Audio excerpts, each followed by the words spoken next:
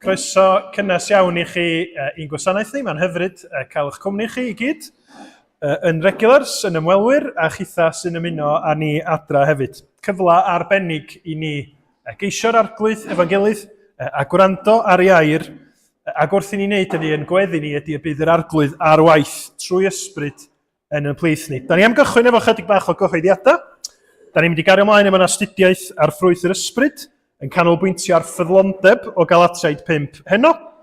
Cyfarfod gweddi yma nos Ferchar ac yna dydd Sadwrn nesaf cofiwch bod rhai o'r ieuenctid a'r plant yn mynd i blas o'r gwersyll yn Aberystwyth. Cofiwch wedi am hynny. A wedyn mae gennym ni y quiz TFund am 6 nos Sadwrn nesaf yma.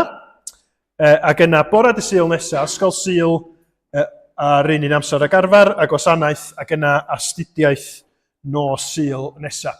Cofiwch am Dafydd Job sydd yn eglwys bach ar hyn o bryd a heno hefyd. Da ni'n mynd i fod yn meddwl heddiw am be mae'r Beibl yn ei ddeud am gofio. Mae o'n thema cyson trwy'r Beibl i gyd ac yn thema addas iawn wrth i ni ddod at fwrdd y cymyn yn nes ymlaen hefyd. Mi fyddwn ni'n edrach ar ddarn o'r Hen Testament lle mae Duw yn annog i bobl i gofio pethau arbennig. Ond cyn i ni gychwyn canu hefo'n gilydd, dwch i ni weddio. O Dduw ein Tad, da ni yn troi ato ti y bore yma yn diolch dy fod ti'n Dduw mor rhyfeddol o hael. Yn Dduw sydd wedi tywallt y ras a dy gariad yn dy fab Iesu Grist wrth iddo fo farw ar y groes, wrth iddo fo godi yn fyw o'r bedd. Wrth iddo fo anfon i ysbryd, yr ysbryd sydd yn byw yno ni sydd yn credu. A da ni'n gofyn y byddi di trwy'r ysbryd yn gweithio yn plith ni bore yma. Y byddi di'n siarad yn rymus ac yn eglur â ni, yn helpu ni arglwydd i wynebu pethau yn bywydau yn hunain, yr ydyn ni'n deimlo sydd ella'n rhy fawr, neu pethau sydd yn bygwth yn dallu ni i pwy wyt ti mewn gwirionedd, pa mor hyfryd ydy'r arglwydd Iesu Grist. Neu di fod ar waith felly, sgweli di fod yn dda trwy'r gwasanaeth, bob rhan ohono fo, wrth i ni ddod at fwrdd y cymyn ac yn yr ysgol Sul. Arglwydd, da ni isio gwybod o'r newydd dy fod ti'n dduw byw, a bod dy gariad di yn Iesu Grist, yn gariad sydd i newid yn bywydau ni heddiw, fori ac am byth. Maddau ni felly bob pechod a bai, a bendithia ni rwan, ysgweli di fod yn dda, wrth i ni ofyn hyn, trwy Iesu Grist, ein ceidwad bendigedig. Amen. Da ni am ganu, 2 gan i ddechrau. Un sydd yn sôn am Iesu Grist, goleini'r byd yn dod i dywyllwch yn byd ni. Camodd goleini ein byd i'r tywyllwch, rhoddaist oleini i mi. Harddwch i beri i'm calon dy garu, gobaith cael byw gyda thi. Ac ar ôl hynny, da ni'n mynd i ganu yr emyn nesaf, wedyn, ger bron fy niw a'i orsedd gref, mae gennyf achos llawn dilyth. Yr archoffeiriad mawr i wef, dyna pwy di Iesu Grist rwan, sy'n byw i eiriol drosodd byth.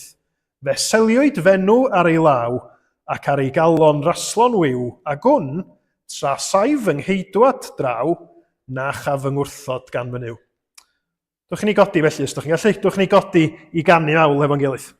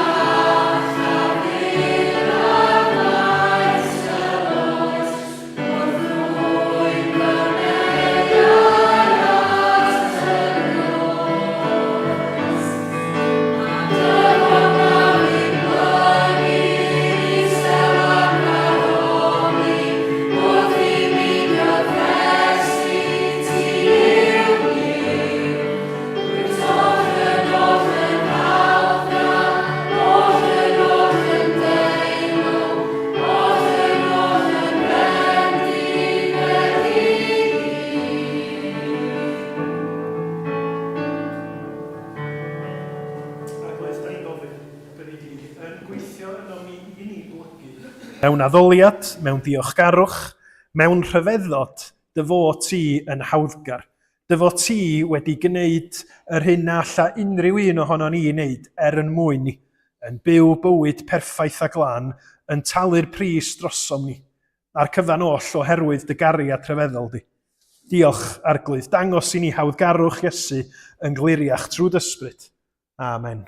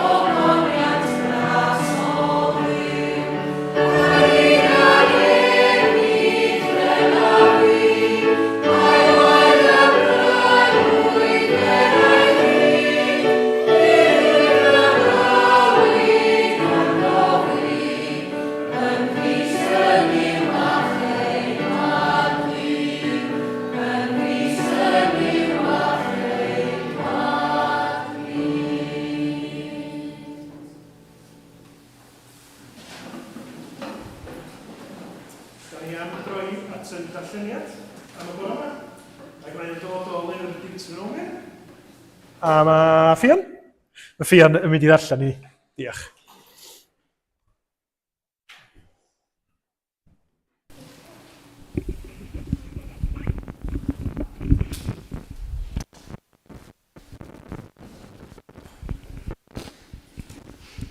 So, Deuteronomium 8. Gofalwch na fyddwch yn anghofio'r arglwydd cadw ei orchmynion, ei gyfreithiau a'i ddeddfau yr wyfyn ei gorchymyn i chi heddiw. Pan fyddwch wedi bwyta a chael digon ac adeiladu tai braf i fyw ynddynt, a phan fydd eich gwartheg a'ch defaid yn cynyddu a digon o arian ac aer gennych a'ch holl o yn cynyddu, yna peidiwch ag ymffrostio ac yn hoffi'r arglwydd eich Duw, a ddaeth ych chi allan o wlad yr Aifft o dydd Caethiwed. Ef oedd yn eich arwain trwy'r aniolwch mawr a dychrynllyd, lle roedd seirff gwenwynig a sgorpionau, a thrwy dir sych heb ddim dŵr, lle gwnaeth i ddŵr darddu allan i chi o'r graig galed. Porthodd chi hefyd yn ranialwch a manna, nad oedd eich hynafiad yn gwybod beth oedd, a hynny mwyn eich darostwng a'ch profi, fel y byddai'n dda arnoch yn y diwedd. Os dywedwch, ein nerthyn hunan a chryfder ein dwylo a ddaeth yr cyfoeth hwn i ni. Yna cofiwch yr arglwydd eich Duw, oherwydd ef sy'n rhoi nerth i chi ennill cyfoeth, mwyn cadarnhau'r cyfamod a dyngodd i'ch hynafiaid, fel y mae heddiw. Os byddwch yn anghofio'r arglwydd eich Duw, ac yn mynd ar ôl diwiau eraill, ac yn ei gwasanaethu ac yn ymgrymu iddynt, Yna rwyf yn eich rhybuddio heddiw, y byddwch yn cael eich dinistrio'n llwyr. Fel y cenhedloedd a ddinistriodd yr arglwydd o'ch blaenau, y dinistri'r chwythau. Chi eisiau dod i'r blaen i mi gael gair bach efo chi?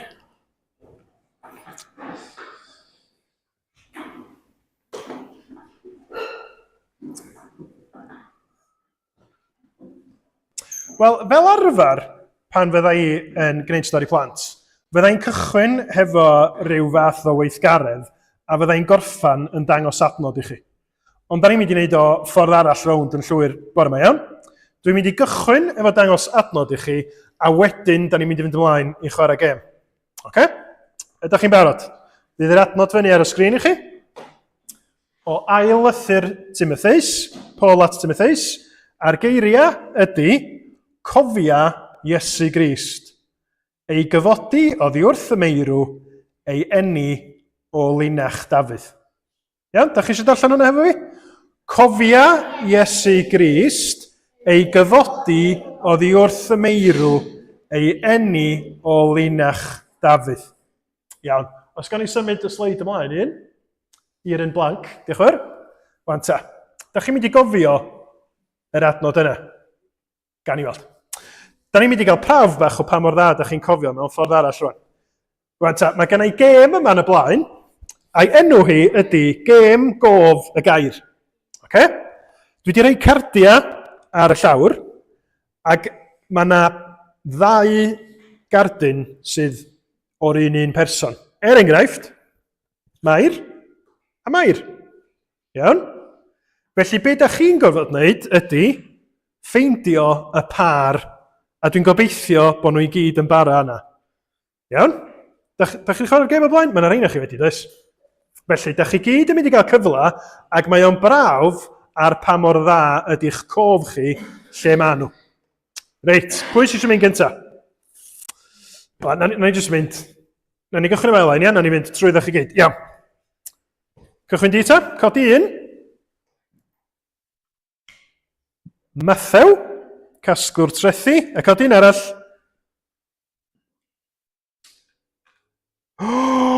Wel, clap mawr tro cyntaf sydd ysdi yna. Iawn, gei di gymryd y ddau. Reit, ac achos bod chdi wedi cael yr un cyntaf, gei di fynd eto fan. Iawn? Felly, Brenhines Sheba a y mab Afradlon. Iawn, tro nhw'n ôl, yr ddau yna. A wedyn, Llio, gei di fynd nesaf. Dafydd a Solomon. Iawn, da chi'n cyfer lle mae hynna? Reit, lleici wan. Pwy di hwnna? Esau. A Esau, da iawn, clap i lleici. Iawn. Nesa wan. Pwy di hwnna? Brenhines Sheba. O, Brenhines Sheba, da iawn. Reit, wel gei di fynd i stor, achos bod ti'n cael 2 gywir, iawn i reit tro. Ti wan? Solomon, ydy Solomon di fod o blaen yn rola?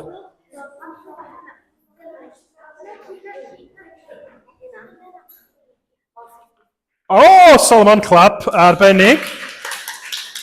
Reit, ti eisiau mynd eto? Gwada. Pwy sgynna ni nesaf? Pwy di hwnna? Joseph, tad Iesu. Joseph heb fod. Felly un o'r eisi heb. Mab Afradlon. Tro nhw'n ôl. Na mae gyd i fynd i ystod lawr. Anna, ti wan? Check rasio mewn i dy gynnithyr. Joseph a mab Afradlon. Hwna di'r cwestiwn. Cynnant ti eisiau mynd wan? Wyt ti'n cofio lle oedd y Joseph arall?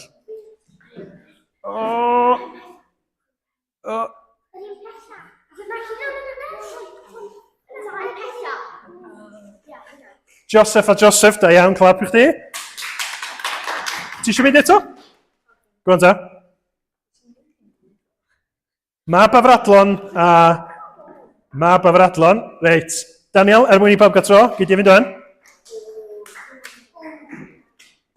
Jonna. Di Jonna di bod o blaen? Na, dwi'n meddwl. Jonna! Ar dderchog. Gwych, iawn. Felly dangoswch be da chi di ennill.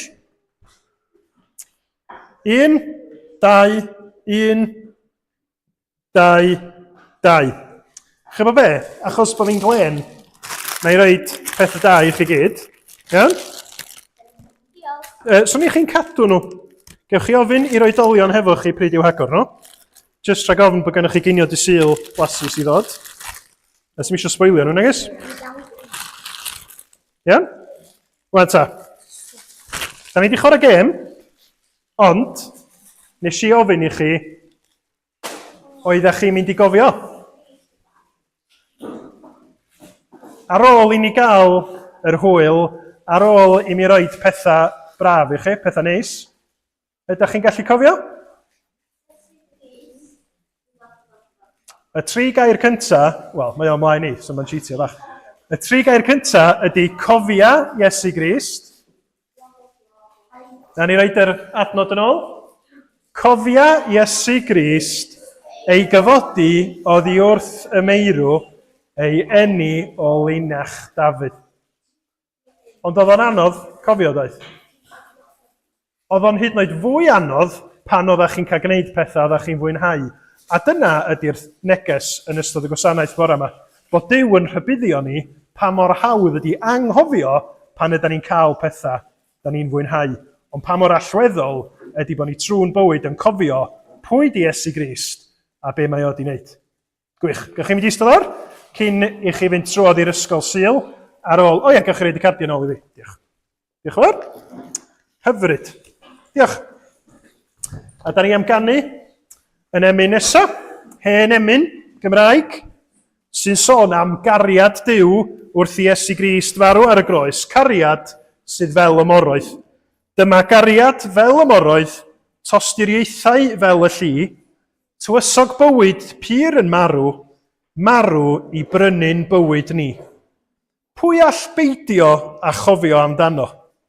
Yr atab ydy ni yn llawer rhaid. Pwy all beidio a threithio ei glod? Dyma gariad nad a'n angof tra bo nefoedd wen yn bod. Dwch ni ganu efo'n gilydd.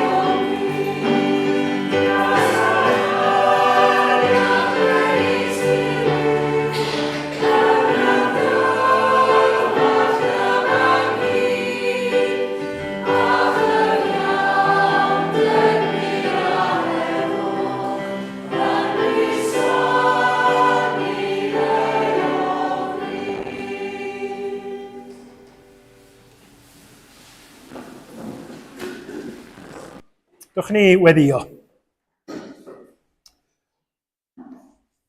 Arglwydd, da ni yn rhyfeddu at fawredd dy ras a dy gariad di. Yn diolch bod holl ffynhonnau'r dyfnder mawr wedi torri, a bod y cyfan yn dod i ni ymherson Iesu Grist.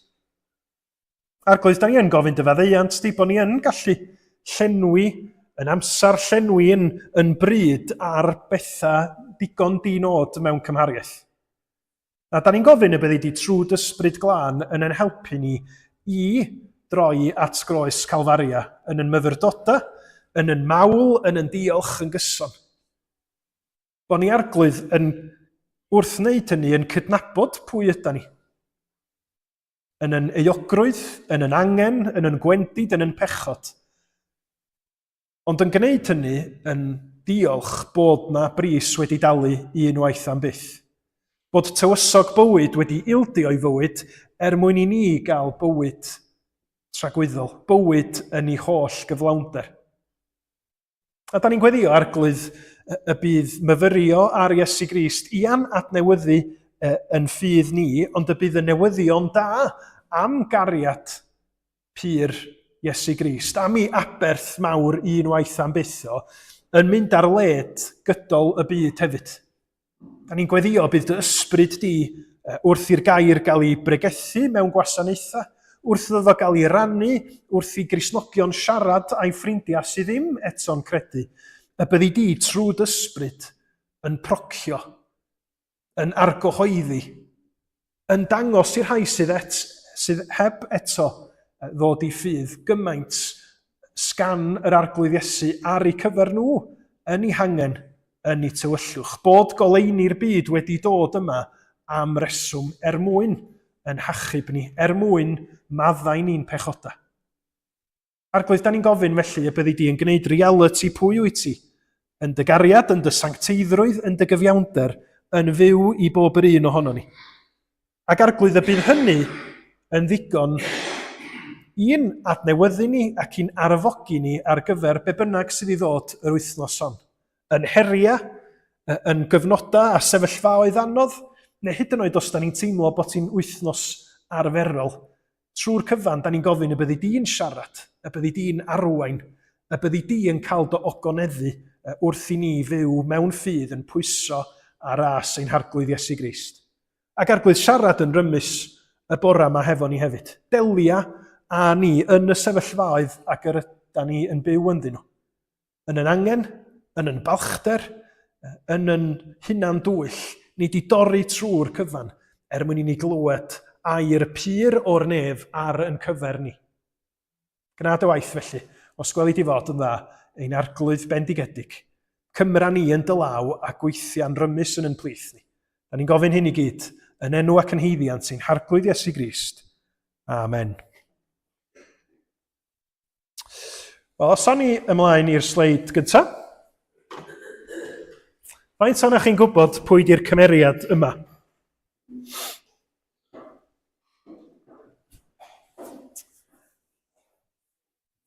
Iawn, da chi eisiau deud, lle reid eich llaw i fyny? Dori. Mae Dori yn gymeriad yn ffilms Disney. Dwi'n meddwl o Disney dyn nhw. Ella ddim, nac i? Pixar. Disney di prynu Pixar ebyn hyn? Ta waith. Y ffilms animation yma. A mae Dori yn pysgodyn sydd hefo problem. Chi'n gwybod beth di problem Dori? Does gen i hi ddim co, ti'n cofio, da. Does gen i hi ddim co rhy dda. Mae hi yn methu cofio pethau, ac felly trwy'r ffilmiau i gyd, mae o'n destun dipyn o hiwmor yn dydy. Bod Dori yn chwarae ar y syniad yma bod pysgodyn air mond yn gallu cofio am 2 eiliad, sydd yn myth, mae'n debyg. Ond mae Dori yn chwarae rôl yna yn gyson yn y ffilmiau. Cymeriad hoffus, a cymeriad sydd dwi'n siŵr, hyd yn oed i ni fel oedolion, pan da ni'n meddwl am ei chyflwr i, cymeriad da ni'n gallu uniaethu a hi. Achos pwy ohono ni sydd rioed wedi anghofio rhywbeth? Mawr neu bach? So ni'n gofyn i chi, pryd oedd y tro dwythau i chi anghofio rhywbeth, fysa ni yma trwy dydd, achos fysa gynnon ni'n gyd esiampla o dwi'n cofio anghofio hyn, llall ag arall. Mae o'n brofiad cyffredin i ni. A mae'r Beibl yn cydnabod hynny achos mae'r Beibl yn llawn o anogaethau i ni gofio y pethau pwysig. A dyna da ni'n mynd i fod yn myfyrio arno fo y bore yma. Ia, wrth i ni edrych ar y darn a ddarllenwyd o Deuteronomium penod 8, ond hefyd dwi'n gysylltu fo hefo bwrdd y cymyn pan fyddwn ni'n dod at swper yr arglwydd yn nes ymlaen. Di'r Beibl wrth gwrs ddim yn sôn am achlysuron bach diniwad, dinod o anghofio. Anghofio prynu un peth oedd ar y rhestr yn y siop. Diolch bwys, na di? Mae'r Beibl wrth gwrs wrth sôn am gofio yn sôn am y pethau pwysica un sydd yn ymwneud â'r arglwydd, byw, yn ymwneud â ni a tragwyddoldeb. A dyna be di cefndir y darlleniad. Glwson ni o Deuteronomium 8. Ac mwyn i ni gael y cyd-destun yn gywir, mae llyfr Deuteronomium ar bwynt allweddol yn haith pobl ddew yn dydi. Mae'r Exodus wedi digwydd, felly mae Duw wedi rhyddhau nhw o gaethiwed yn yr Aifft, mae wedi tywys ac ofalu amdanyn nhw trwy'r anialwch, ac mae nhw ar fin dod i wlad yr addewid.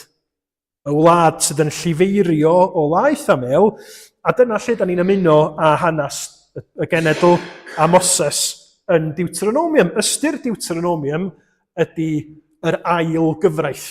Felly mae Moses yn Deuteronomium yn atgoffa nhw o be mae Duw wedi ddeud wrthyn nhw yn barod. Ac felly wrth i ni feddwl be mae Duw wedi ddeud yn darlleniad ni, gaid yn eich sylw chi i 3 pheth. I ddechrau, mae o yn datgan bod angen i bobl ddiw gofio o lle maen nhw wedi dod. Ac wrth ddeud hynny o Deuteronomium, dwi eisiau chi feddwl amdano fo wrth i ni ddod at y bwrdd y cymyn hefyd. Mae bwrdd y cymyn yn atgoffa Cristnogion o lle da ni wedi dod. Un o'r gema fydda i'n chwarae yn tu ni, sydd yn dod â nid, da ni'n cael chwarae gem, ond dim hyn eto. Ydy y gem pan fydda i fel arfer wrth bwrdd bwyd, a mae yna bowlan ffrwytha o fy mlaen i. A na i gymryd un o'r ffrwytha a deud, genod, o lle mae'r ffrwyth yma wedi dod? Dad, da ni'n gwybod. Nes i chwarae, hi ddoi efo'r avocado oedd yn tu ni. A fyddai, dwi'n ffeindio fo'n ddiddorol, yn amlwg dydy'r genod ddim, ond dwi'n meddwl bod o yn bwysig wrth i chi fita rhywbeth, gwybod o lle mae wedi dod. Achos os ydy'n avocado i ddoi wedi dod o Chile, diom llawer i'n byd i wneud hefo fi yn mynd i'n ôl o'na di.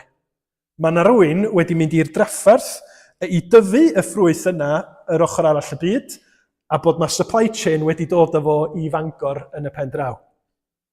Mae o'n helpu fi, o leia, i gydnabod mae'r pethau dwi'n gymryd yn hollol ganiataol, y bwyd hyd yn oed ydw i yn ei draflyncu heb feddwl llawer amdano fo, yn deud rhywbeth wrtho fi am o lle mae wedi dod.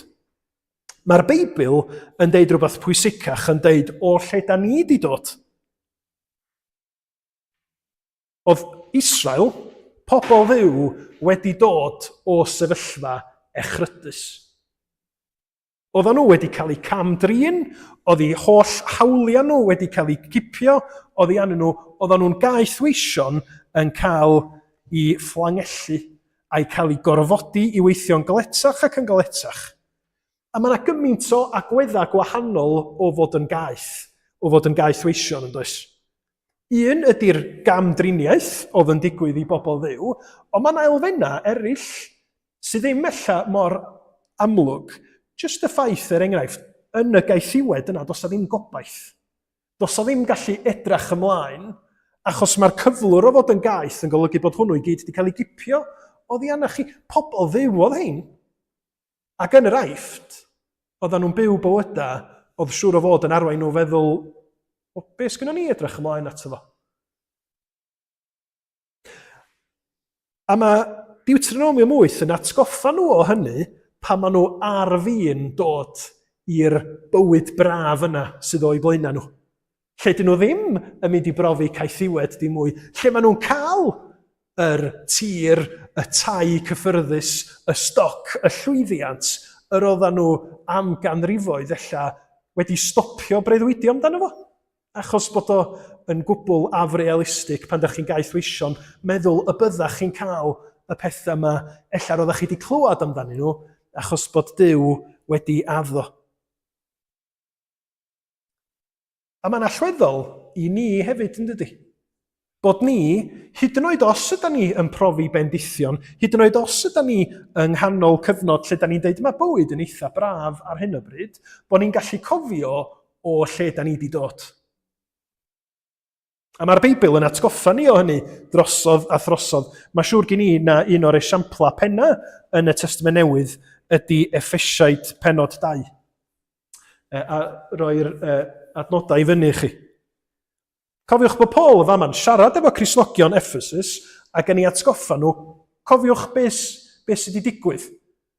Cofiwch be mae Duw trwy Iesu Grist wedi wneud i chi, i'ch newid chi, ac i newid cwrs tragwyddoldeb i chi. Y geiriau enwog, buadeg pan oedd eich chithau yn feirw yn eich camweddau a'ch pechodau. Yr oedd eich yn byw yn ôl ffordd y byd hwn, mewn ufuddod i dywysog galluoedd yr awyr. Yr ysbryd sydd yn awr ar waith yn y rhai sy'n anifydd i ddiw. Ymhlith y rhai hynny yr oedd emninau i gyd, unwaith, yn byw yn ôl ein chwantau dynol ac yn porthi dymuniadau'r cnawd a'r synhwyrau, yr oedd em wrth natur fel pawb arall yn gorwedd dan ddigofaint Duw. Dyna di'n cyflwr ni yn yn pechod, yn cyflwr ni heb Iesu Grist. Da ni'n farw'n ysbrydol, lle da ni'n methu gwneud dim byd i newid ein sefyllfa, ond da ni'n gaeth i demtasiynau yr un drwg. Da ni'n gwneud be da ni isio, a da ni'n methu stopio'n hunain rhag gwneud hynny. A diweddglo trist y cyflwr yna ydy bod ni dan ddarn Duw fel pawb arall sydd yn gwrthod dod at Iesu Grist. A dyna gyflwr naturiol pob pechadur. Dyna lle mae pawb ohono ni wedi dod yn ôl y Beibl, ond, a dyma'r newyddion da, ond, adnod 4, gan mor gyfoethog yw Duw yn ei drigaredd, a chan fod ei gariad tuag atom mor fawr, fe'n gwnaeth ni. Ni oedd yn feirw yn ein camweddau yn fyw gyda Christ, trwy ras yr ydych wedi eich achub. Os oedd yr Israeliaid wedi cael eu hachub o gaethiwed a thywyllwch i fywyd newydd yng Ngwlad yr Addewid, darlun ydy hwnna o beth sy'n digwydd i'r Cristion, yr rhyddhad, yr achub yna o farwolaeth a thywyllwch a barn i ryddid a llawenydd a digonedd o ras Duw. Wan, mae gymaint ohono ni wedi clywed hyn sawl gwaith o'r blaen. Ond pan ydyn ni yn mwynhau bywyd, ydyn ni'n cofio o lle ydyn ni wedi dod. Ydyn ni'n cofio na dyma reality yn sefyllfa ni. Ac felly dyna pam da ni byth eisiau mynd mor llawn ohono ni'n hunin nes bod ni'n anghofio o lle da ni wedi dod. Ond y cwestiwn wrth gwrs ydy sut? Sut ydyn ni'n sicrhau bod ni'n cofio o lle da ni wedi dod? Wel, mae yna gliw i ni yn yr adnod gyntaf o'n darlleniad ni'n Deuteronomium 8. Adnod 11. Gofalwch na fyddwch yn anghofio'r arglwydd eich Duw, nac yn gwrthod cadw ei orchmynion, ei gyfreithiau a'i ddeddfau yr wyf yn ei gorchymyn i chwi heddiw. Y ffordd ydyn ni'n cofio pwy ydyn ni, y ffordd ydyn ni'n cofio pwy ydy Duw, ydy bod ni'n sicrhau bod y Beibl, gair Duw, gorchmynion, cyfreithiau Duw yn amgylchynu ni trwy'r amser. Ac yn siapio yn dealltwriaeth ni o pwy ydyn ni a beth sy'n digwydd yn y byd o'n cwmpas ni. Os nad ydyn ni yn bobl y gair, os nad ydyn ni yn gwneud penderfyniadau yn ôl be mae Duw yn ei ddeud, os nad ydyn ni yn cyffesu pwy ydyn ni yn ôl be mae'r Beibl yn ei ddeud, yna, da ni'n mynd i ddilyn gwirionedd neu reality gwahanol. Yr ffurf yma o weld yn hunain, o ddeall y byd ac mae'r byd yn ei gynnig i ni. Ac mae'r byd yn deud, chi di'r canolbwynt. Chi sy'n llwyddo, ac os oes gennych chi fywyd braf, da iawn chi. Chi sy'n wedi gwneud yr hyn oedd angen mwyn cael y bywyd braf. Does na neb arall di helpu chi. Does na ddim Duw fwy na chi. Chi sy'n gwneud beth ydych chi isio o'ch bywyd eich hunain. Ac felly mae yna rybydd yn fanna i ni'n does.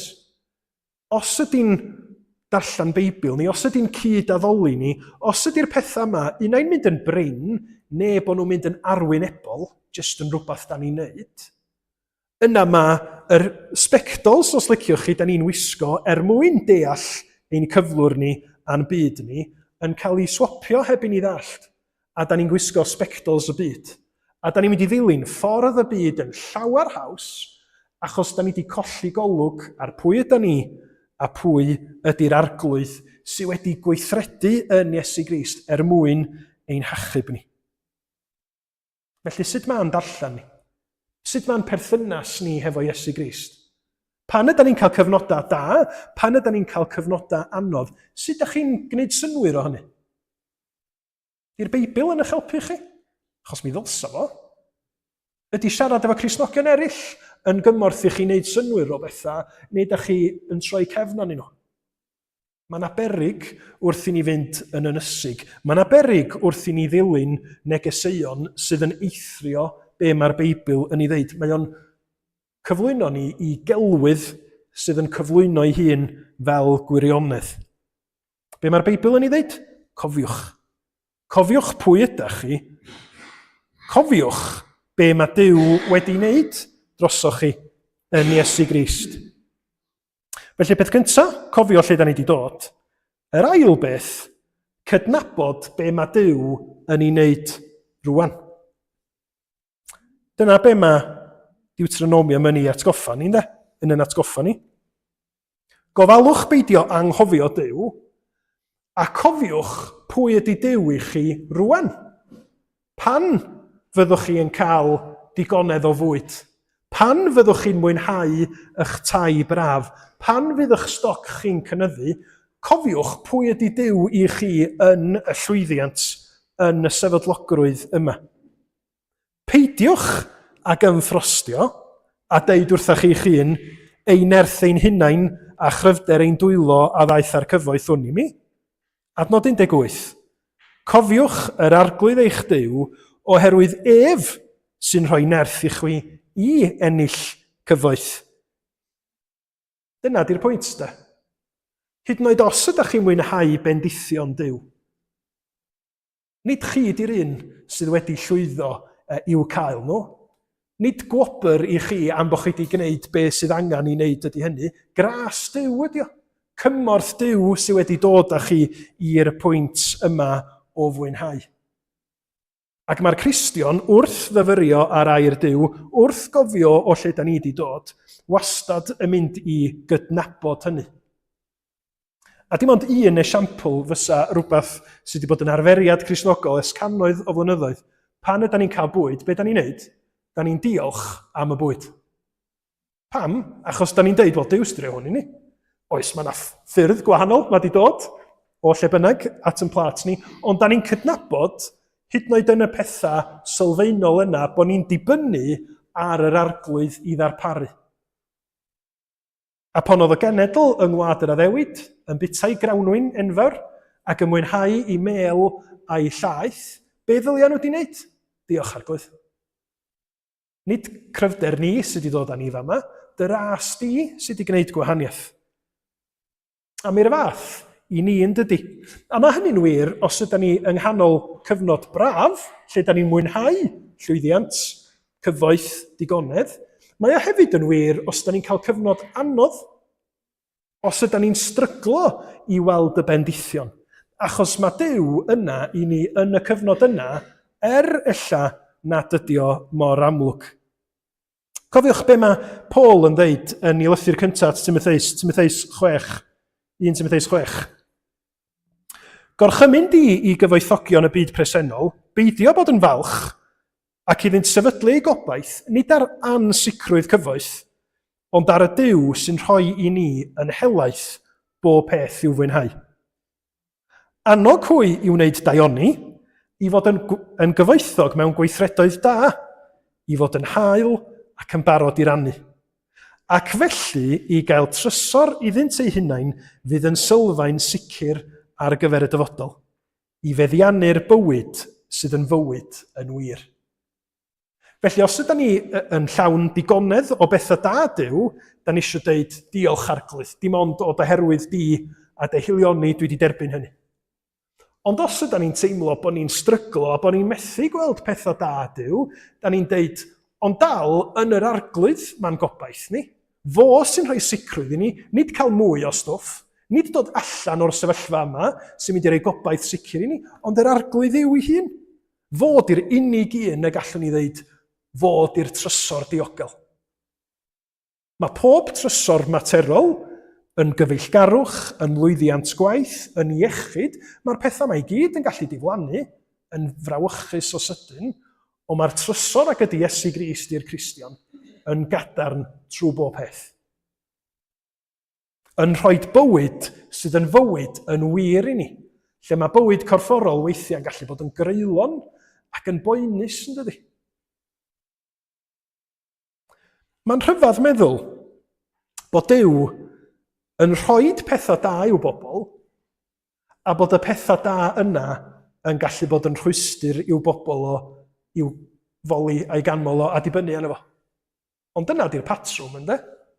Chybod, da ni'n tueddu i feddwl mae meddianna yn broblem, neu mae llwyddiant neu poblogrwydd i gyd yn gallu bod yn broblemau. Ond dewch i ni fod yn onast yn feiblaidd, mae hyd yn oed bendith Duw ei hun yn gallu bod yn rhwystyr, yn gallu bod yn destun balchder.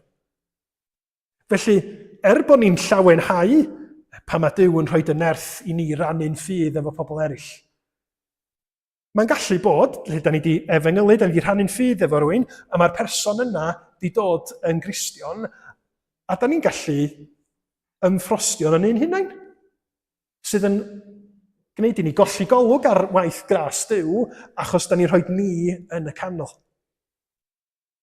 Mae Duw yn rhoi pethau da, ond mae oherwydd i fod o'n dad gofalus a thrigarog, yn rhoi pethau da ac yn rhoi rhybudd hefo nhw. Cofiwch chi, gewch chi'r pethau yma, ond peidiwch ag anghofio.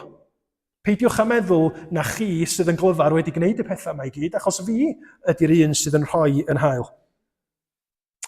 Yn debyg dwi'n cofio pan nes i basio mhrawf gyrru yn 25 oed.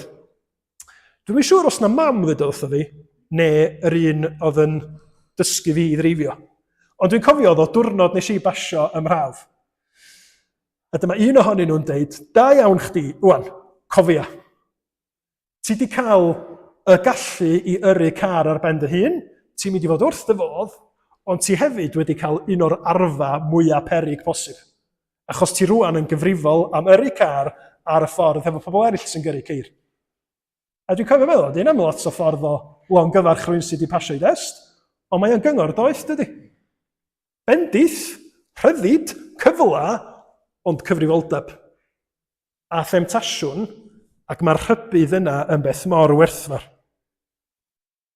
Yn digonedd a'n llawenydd, dydy Duw ddim yn killjoy neu'n spoilspot yn dweud peidiwch a mwynhau nhw yn ormodol. Be mae o'n dweud ydy, wrth i chi fwynhau, cofiwch pwy ydy'r Duw sydd wedi rhoi y mwynhad i chi. Ac yna gewch chi fwynhau hyd yn oed fwy fyth. Achos dyna mae o fod. Mae'n mwynhad ni o bethau da Duw i fod i droi yn foliant ac yn cydnabod pwy sydd wedi rhoi nhw i ni. Felly, da ni yn cofio pwy ydyn ni, o lle da ni wedi dod. Da ni'n cydnabod pwy ydy Duw i ni yn digonedd, yr un sydd yn rhoi yn hael. Ac yn ola, da ni isio rhoi ein hunain i'r arglwydd. Mae'r adran yn gorffan hefo'r rhybudd difrifol yn dydy. Adnodau 19 a 20. Os byddwch yn anghofio'r arglwydd eich Duw, ac yn mynd ar ôl duwiau eraill, ac yn ei gwasanaethu ac yn ymgrymu iddynt, yna rwyf yn eich rhybuddio heddiw y byddwch yn cael eich dinistrio'n llwyr. Fel y cenhedloedd a ddinistriodd yr arglwydd o'ch blaenau y dinistri'r chwythau, am i chi wrthod gwrando ar lais yr arglwydd eich Duw. Mae hwnna'n rybudd cyson trwy'r Beibl. Pan da ni'n meddwl am pwy di Duw a pwy da ni? pan ydym ni'n ystyried ein ymrwymiad, ni'n commitment ni. Os ydym ni yn bod yn ddi-hyd yn dweud, wel, gewch chi ddilyn pwy bynnag da chi isio, gewch chi gredu be bynnag da chi isio, da chi'n anghofio un o'r rybuddion mwyaf ar y Beibl. Os da ni'n troi cefn ar yr arglwydd Dduw, os da ni'n gwrthod Iesu Grist, mi fyddwn ni'n wynebu dinistr yn uffen. Dio ddim yn rhywbeth i'w gymryd yn ysgafn. Ond sylwch be mae rhybudd yn ei ddeud, peidiwch a troi a mynd ar ôl duwiau eraill gan ei gwasanaethu ac ymgrymu iddynt. Na. Gwasanaethwch, ymgrymwch y Duw byw sydd wedi dangos i gariad tuag atach chi'n barod. Rhowch eich hunain o'r newydd i Iesu Grist yn deud, dwi'n gwybod bod fi wedi crwydro, dwi'n gwybod bod fi wedi anghofio di, sori, maddau mi, helpa fi i ymroi i dygaru di, fel ag y dyliwn ni, trwy nerth dysbryd glân. Achos y gwir ydy, yn amlach na pheidio, beth sy'n gwneud i ni anghofio ydy bod ni wedi ymroi i rhywbeth neu rhywun de. Triwch feddwl un o'r troion dwytha i chi anghofio rhywbeth. Un o'r adegau, nath am cweit digwydd, ond un o'r adegau dwytha i mi gael panics oedd pan oedd Gwenon i gwaith ac oedd hi wedi anfon neges fi'n deud, neu di fynd i nôl o plant o'r ysgol. A nes i ddallan y text yn deud, ia iawn, dim problem. Mae'n dydwch bo hyn tua 2:00, a nes i sbio ar y cloc yn y stydi a deud, ffain, 3:30 mae'r ysgol yn gorffan. Wedyn be nes i, dwi'n gwybod, nes i ymroi i rhywbeth, boed o'n ddarllan neu sgwennu, oedd o'n rhywbeth, ond o'n i wrth y modd. Tan i mi godi fy mhen, a sbio ar y cloc, ac oedd hi'n 20 munud wedi 3, a nes i gael yr... O'n i di llwyr anghofio amser. Bod yn onest, o'n i di llwyr anghofio nad ydy rhwng 2 a 3 gymaint a hynna amser, achos o'n i di ymroi i'r dasg yna. Diolch byth, mae 20 munud wedi 3 just digon amser i fi gyrraedd yr amser, gyrraedd yr ysgol mewn pryd. Ond mae o yno ni fel pobl, os da ni'n ymroi i rhywbeth neu rhywun, da ni'n mynd i tueddu i golli ffocws ar y beth eraill. Dyna pam fel Cristnogion da ni eisiau Iesu Grist fod front and centre yn ein bywyd ni. A pan ydyn ni'n sylwi bod ni wedi cychwyn rhoi yn holl sylw i rhywbeth arall, mae'r Cristion mewn edifeirwch yn dweud dwi eisiau mynd yn ôl at Iesu Grist. Achos dim ond yn y fo dwi'n ddiogel. Dim ond yn y fo dwi'n cael bendithion tragwyddol. Dim ond yn y fo dwi'n cael maddeuant am fy anghofio am fy nghrwydro. Be da ni angen wneud felly yn ein bywydau i sicrhau bod Crist yn ganolog i'n bywyd ni? Yn ein helpu ni i weld pwy ydyn ni o lle da ni wedi dod. Yn ein helpu ni i fesur ein bendithion, y pethau da ni'n gael, y pethau da ni'n fwynhau, a'r struggles yn ôl pwy ydy Duw a be mae wedi addo i'w bobl. Mae yna rybudd difrifol yma, ond hefyd mae yna gysur rhyfeddol yn yr adnodau. Adnod 18. Yna cofiwch yr arglwydd eich Duw, oherwydd ef sy'n rhoi nerth i chi i ennill cyfoeth, mwyn cadarnhau'r cyfamod a dyngodd i chynafiaid fel y mae heddiw. Pan da ni wedi bod yn meddwl am yr rhybudd yma i ni gofio, y cysur mawr yn y Beibl ydy bod gynnon ni Dduw sydd ddim yn anghofio. Y Duw sydd yn ffyddlon i'w gyfamod yn yr Hen Testament ac yn y Testament Newydd. A pan da ni'n dod at fwrdd y cymyn, mi fyddwch chi'n clywed y gair cyfamod newydd yn y geiriau fydda i yn ei ddeud. Achos prawf o'r cyfamod newydd ydy bod Iesu, mab Duw, wedi colli i waed a'i gorff wedi ddarnio ar groes i brofi unwaith am byth bod Duw yn ffyddlon.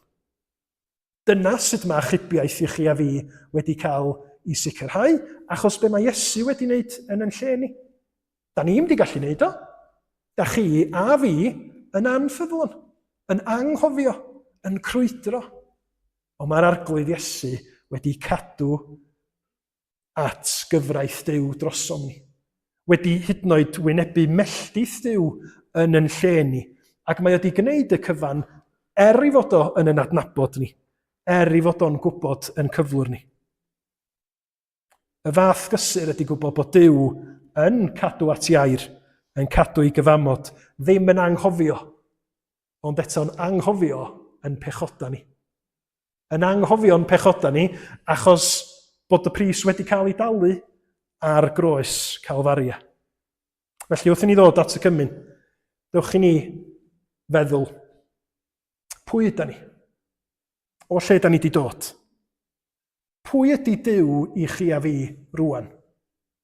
Yn llawenydd, yn digonedd, neu yn strygls, yn ofn, yn teimlad o fod yn desperate? Ac yna, dewch i ni fod yn barod i roi yn hynny, i ymroi i'r arglwydd, ymddiried yn hynny yn llwyr i'r arglwydd Iesu, yn diolch mae fod i'r un sydd wedi llwyddo yn dragwyddol yn mwyn ni. Da ni am ganu emyn cyn ddod at fwrdd y cymyn. Emyn sydd yn datgan dymuniad y Cristion i gofio am aberth Iesu Grist trwy'r amser. Chwennych cofio rwyf o hyd am Galfaria. Man hynota'r byd i gyd yw Calfaria. Bu rhyw frwydr ryfedd iawn ar Galfaria. Cafwyd buddigoliaeth lawn. Hallelujah.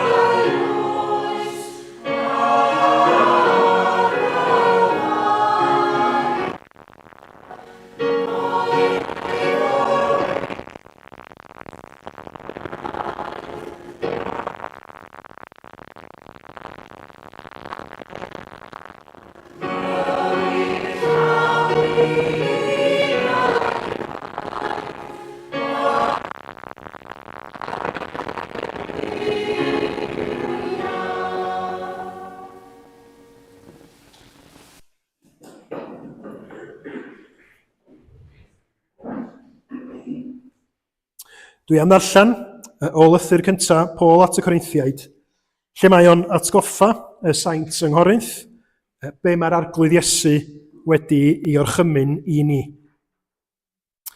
Oherwydd fe dderbyniais i oddi wrth yr arglwydd, yr hyn hefyd a draddodais i chwi. I'r arglwydd Iesu yn os y bradychwyd ef gymryd bara. Ac wedi ddodiolch fe'i torodd a dweud, hwn yw fy nghorff sydd eich mwyn chwi. Gwnewch hyn cof amdanaf.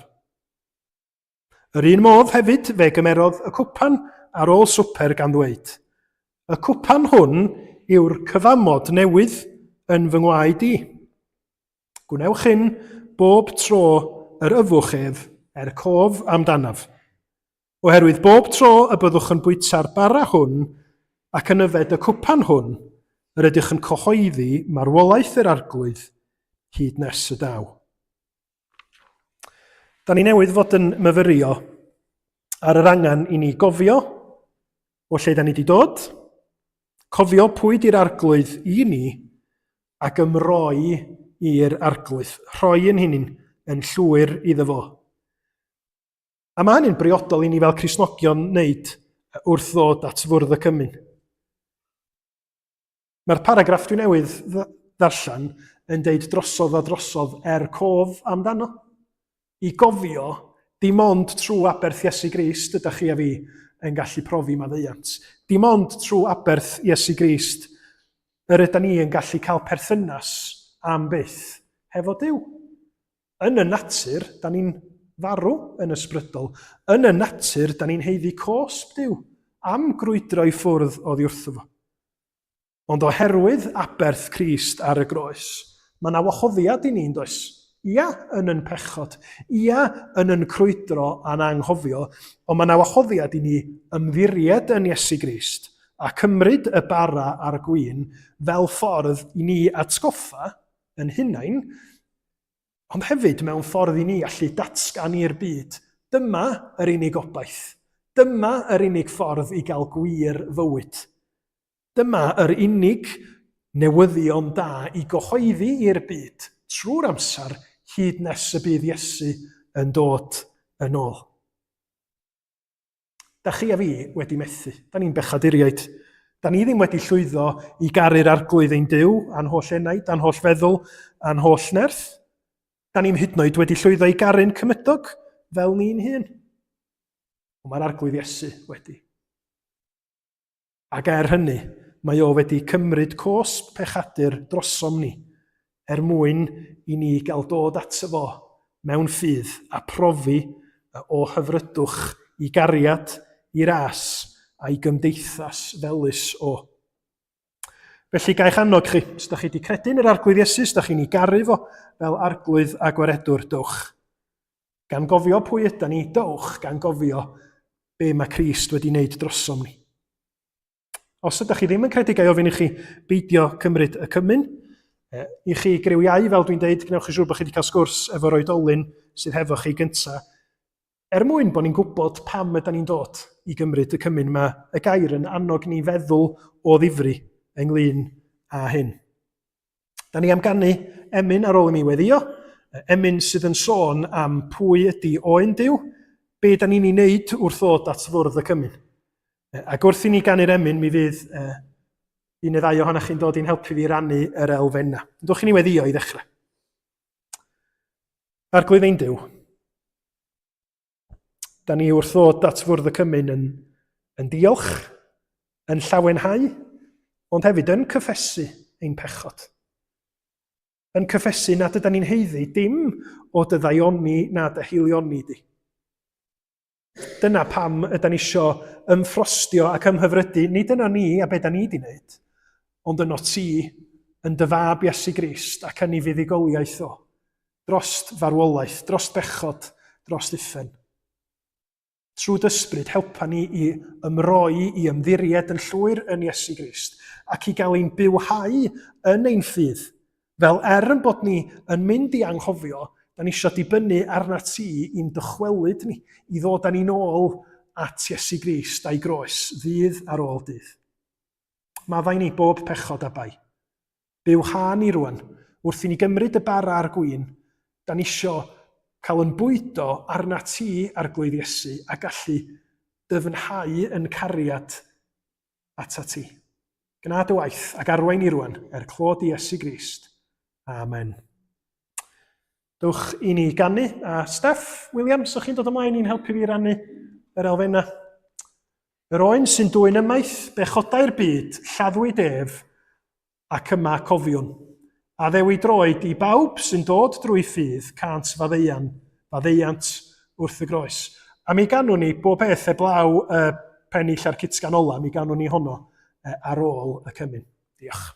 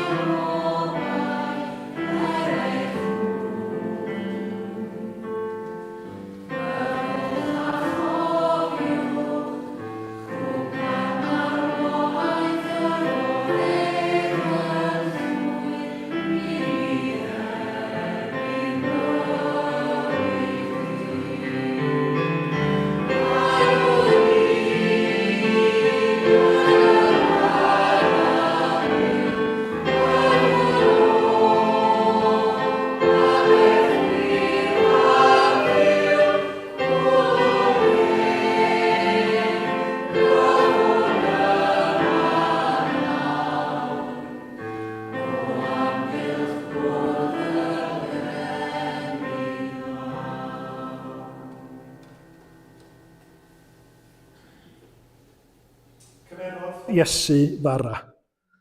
Ac wedi diolch, fe'i torodd a'i roi iddynt gan ddweud, hwn yw fy nghorff sy'n cael ei roi eich mwyn chwi. Gwnewch hyn cof amdanaf.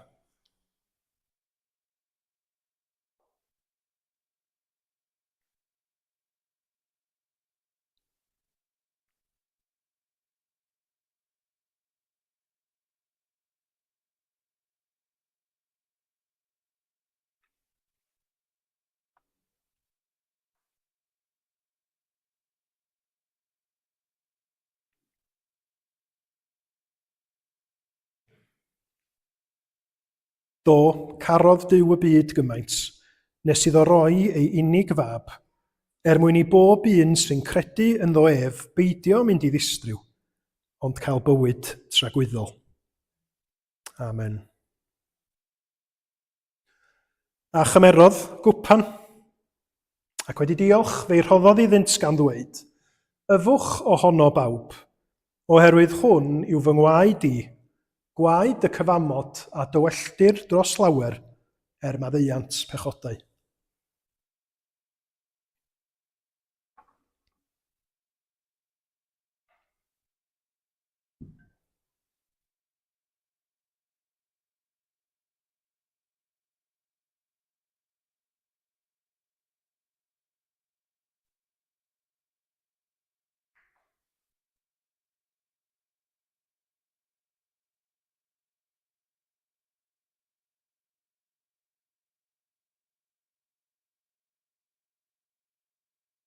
Ef ei hun a ddygodd ein pechodau yn ei gorff ar y croesbryn, mwyn i ni ddarfod a'n pechodau a byw i gyfiawnder, trwy ei archoll ef y cawsoch iachad, oherwydd yr oeddech fel defaid ar ddisberod, ond yn awr troesoch at fugail a gwarchodwr eich eneidiau. Diolch Arglwydd Iesu. Diolch bod ni wedi methu, bod ni'n anghofio, bod ni'n crwydro.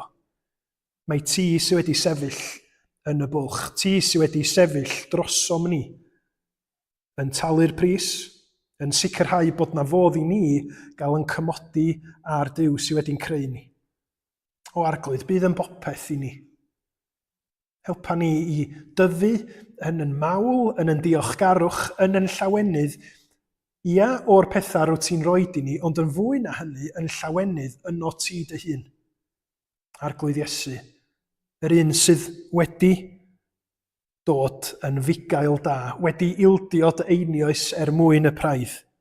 Diolch mai ti di'r un sydd yn gwarchod ein heneidiau ni. Llenwa ni ath ysbryd glân. Maddau ni bob pechod a bai, a bydd yn ganolbwynt yn bywyda ni, o hyn ac am byth. Amen. Dewch i ni ganu y pennill ar citsgan ola felly. Am hyn, mewn diolchgarwch mawr a ffydd, codwn ni a down ni gofio, ein galwad sydd i ddilyn camre Crist fel ei gorff ef yn y byd.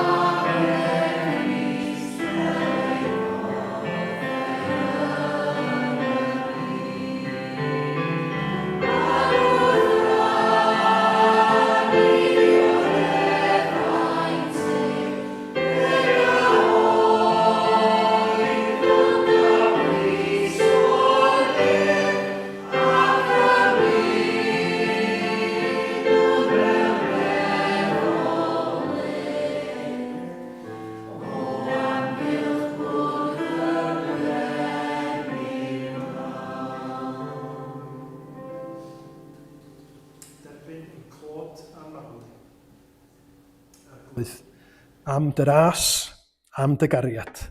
Hoelian sylw ni ar Iesu, awdur a pherffeithydd ffydd, a boed i ni fod yn bobl sydd yn diolch am pwy wyt ti, am yr hyn yr wyt ti'n rhoi i ni.